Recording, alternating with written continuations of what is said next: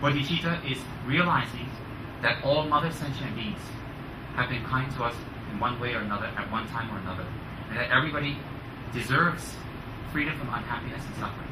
So I will take that responsibility, that I will sacrifice my time, my energy, my pursuits, and we can reach that level. Maybe at this time, at this moment, it's hard, but to even hear the word bodhicitta, according to the great master Shantideva, plant seeds in our mind is incredibly powerful.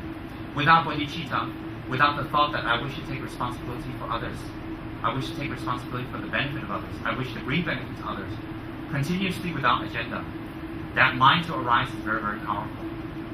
When that mind arises, the first thing you see to go in you is intolerance. Intolerance of other people, intolerance of the situation around you. Prejudice and bias will go away. And also,